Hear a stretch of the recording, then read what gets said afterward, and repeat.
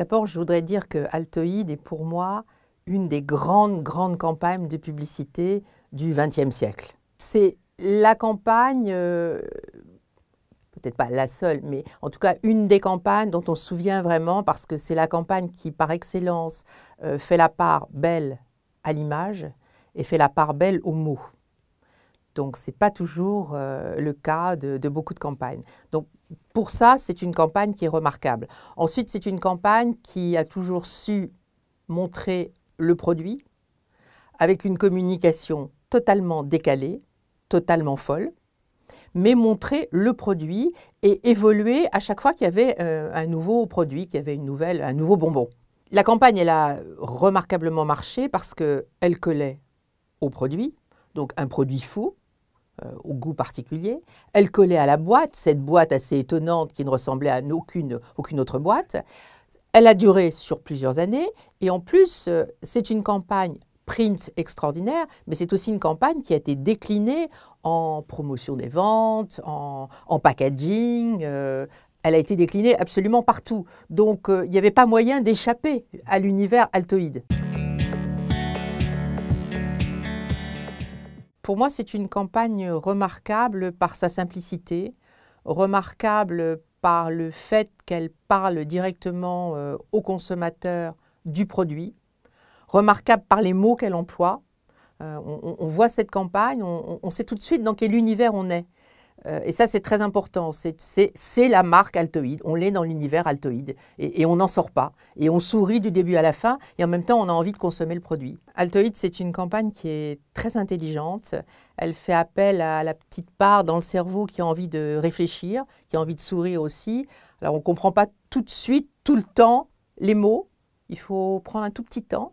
Et puis, une fois qu'on a compris, ça y est, on rentre dans l'univers. Et ce qui est extraordinaire, c'est quand la pub fait appel à votre intelligence, parce que c'est ça, la pub, ça doit être ça. C'est pas seulement les gros moments de rigolade. Il en faut, tant mieux. Mais pavlovien. Il ne faut pas que ce soit pavlovien. Il faut que la pub, elle fasse appel à quelque chose de profond chez vous.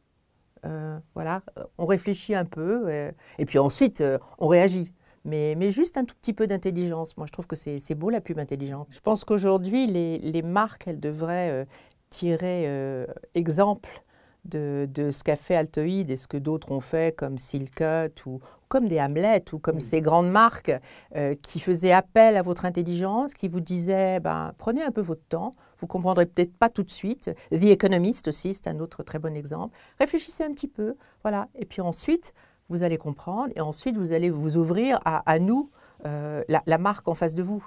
Et ça, c'est peut-être une qualité de la publicité anglo-saxonne, on va dire.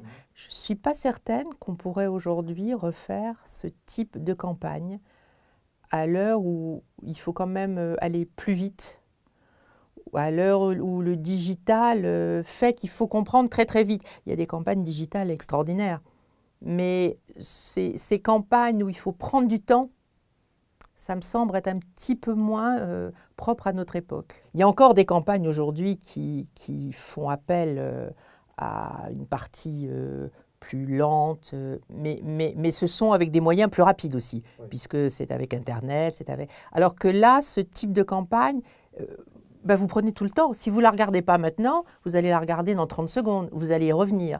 Donc c'était une lenteur qui était plus propre certainement à une autre époque. Je pense qu'aujourd'hui, les professionnels qui regardent cette campagne, enfin cette série de campagnes et d'annonces, doivent se dire qu'il faut prendre du temps, que l'imprimé, la presse, l'écriture, c'est encore quelque chose de très puissant. À l'heure où on raisonne beaucoup digital, beaucoup audiovisuel, beaucoup buzz, beaucoup événements dans la rue, enfin tout ce qu'on peut imaginer. Le temps c'est important, les mots ont de l'importance, les beaux visuels ont de l'importance. Alors on le voit encore avec de très belles affiches aujourd'hui, mais là ça va encore plus loin parce que c'est une campagne qui a duré dans le temps et je trouve qu'il faut vraiment s'en inspirer.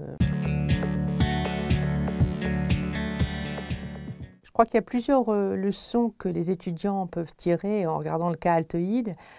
Premièrement, l'idée qu'une campagne, ça ne doit pas être un one-shot, qu'une campagne, elle doit s'inscrire dans le temps. Et c'est vraiment le cas d'Altoïde. Deuxièmement, de se dire qu'une idée, si elle est forte, elle peut se décliner sur plusieurs produits. Et troisièmement, une idée qui m'est chère, c'est que les mots, c'est important, l'écriture, c'est important. Je suis journaliste, j'attache de l'importance aux mots.